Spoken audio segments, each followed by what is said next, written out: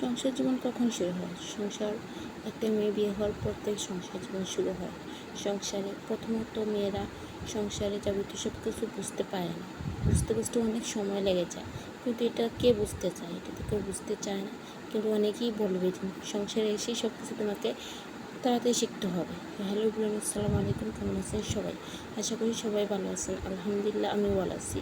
তো প্রতিদিন মতো নিয়ে আসলাম ডেলি ব্লগটা আজকে দুপুর থেকে শুরু করলাম। সকালে নাস্তাটা করে তারপর দুপুরে রান্নার জন্য চলে আসছি।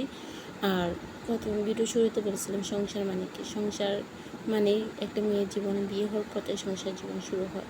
সংসারে মানে কীভাবে কী করতে হবে না করতে হবে সব মেয়েদের ক্ষেত্রে এটা জানা থাকে না। সব মেয়েরা সব কিছু বাবার বাড়ি থেকে শিখে আসে না। সংসারে যদি তার কপাল ভালো থাকে, শ্বশুর শাশুড়ি যদি ভালো থাকে, তাহলে ওই সংসারে তার জন্য সব কিছুই সহজ হয়ে যায়। আর যদি শ্বশুর শাশুড়ি ভালো না থাকে, শ্বশুর শাশুড়ি ননদ মানে হাজব্যান্ড কিছু যদি ভালো না থাকে, তো ওই সংসারে একটা মেয়ের জন্য খুবই কঠিন একটা মুহূর্ত হয়ে পড়ে। এবং কি প্রত্যেকটা সময় বা প্রত্যেকটা দিন তার উপর একটা যুদ্ধক্ষেত্রে হয়ে চলতে হয়। এটাই বোধ হয় মেয়েদের জীবন। যার ভাগ্য ভালো সে তো আর সংসার সুন্দরভাবে চালিয়ে যাচ্ছে। আর যার ভাগ্য খারাপ সে তো আর কত কষ্ট কত কিছুর মধ্যে যে বয়ে যাচ্ছে সেটা একজন মেয়েই বলতে পারবে।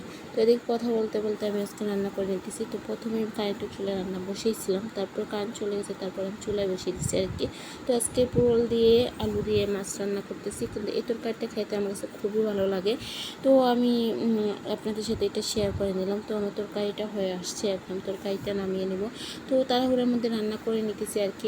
একে তো গরম, অনেকদিন যাবত কোনো বৃষ্টি নাই, প্রচুর পরিমাণে গরম, কেয়ার করা। তো তরকারিটা আমি নামিয়ে নিলাম। এদিকে আমি লাই শাক দিয়ে নালি শাক দিয়ে আমি ডাল রান্না করব। এই রেসিপিটা আমি অনেকবারই আপনাদের সাথে শেয়ার করছি। তো আজকে চুলায় শেয়ার করতেছি। সেই আমি একদম মাখিয়ে বসিয়ে দিব।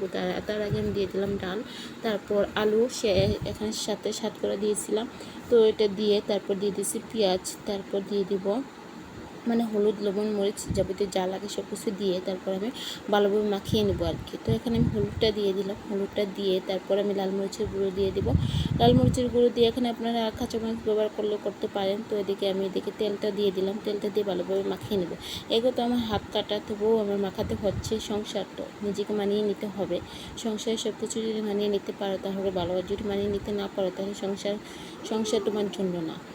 তার জন্য সব কিছু যদি তুমি মানিয়ে নিতে পারো তাহলে সংসার সুখে শান্তিতে থাকতে পারবে। তো এদিকে আমি ডালটা মাখিয়ে বসিয়ে দিলাম। বসিয়ে তারপর ডালটা যখন উত্তরানো হয়ে আসবে তখন আমি শাকগুলো দিয়ে দেবো, নালি শাকগুলো দিয়ে দেবো।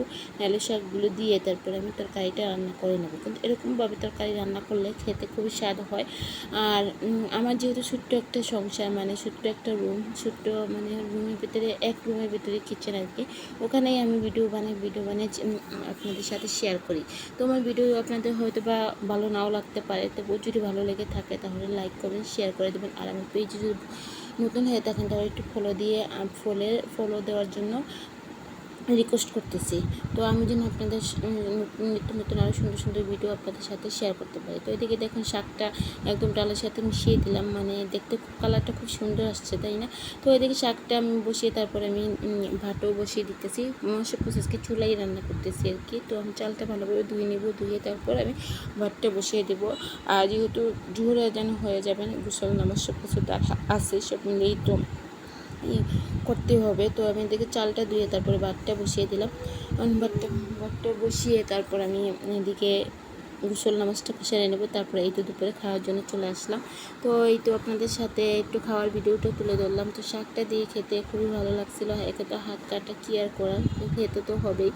তো আমার ভিডিও যদি আপনাদের কাছে ভালো লাগে থাকে তাহলে প্লিজ একটা শেয়ার দিয়ে দেবেন। আর ভালো লাগলে লাইক কমেন্ট শেয়ার করুন। আজকের মতো এই পর্যন্ত। আল্লাহ হাফেজ।